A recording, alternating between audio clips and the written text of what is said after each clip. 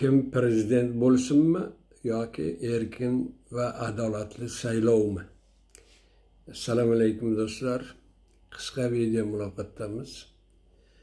Menga suhbatlarimda ko'p savol berilyapti-da. Kim prezident bo'lsa yaxshi bo'ladi, anavi prezident bo'lsa yaxshi bo'ladi. Va odamlar birinchi shunga qiziqar ekanda, kim prezident bo'lsin degan masala. Siyosatda do'stlar bu ikkinchi masala. Kimning prezident bo'lishi bu ikkinchi masala. Agar davlat erkin davlat bo'lsa, huquqiy davlat bo'lsa, jamiyat fuqaroviy jamiyat bo'lsa, siyosat maydoni erkin bo'lsa, ya'ni bir erkin jamiyatda yashasak, kimning prezident bo'lishi bu ikkinchi masala. Birinchi masala nima? Birinchi masala erkin va adolatli saylovlardir.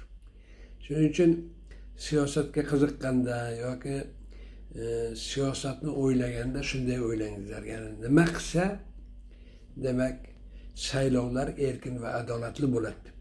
Nima qilsa o'sha odam prezident bo'ladi deb o'ylamangizlar. Ya'ni bu ikkinchi masala. Chunki saylovlar erkin bo'lsa, adolatli bo'lsa, muxolifat bo'lsa, qonunlar ishlasa, kim prezident bo'lsa ham o'sha qonunlarga amal qilishga majbur bo'ladi. Diktatorlik qila olmaydi. Saylovlarning erkinligi va xalqning erkin norozilik namoyishlari qilishi bu xalqning ikkita katta siyosiy huquqi erkinligidir. Agar shu erkinliklarga erishgandan keyin deylik bir kishi prezident bo'ldi, Hasan. Deylik 5 yil prezident bo'ldi.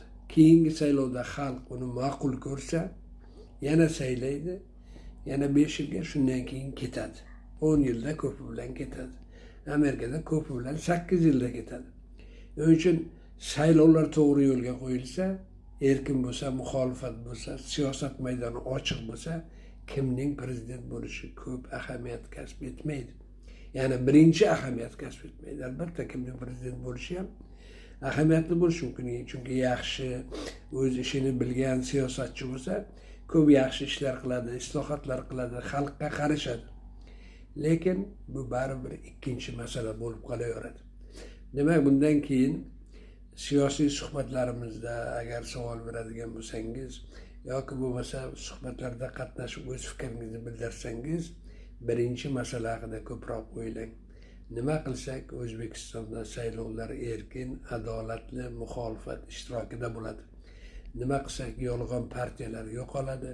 Nima qilsak Oliy Majlis erkin saylovlarda tiriladi.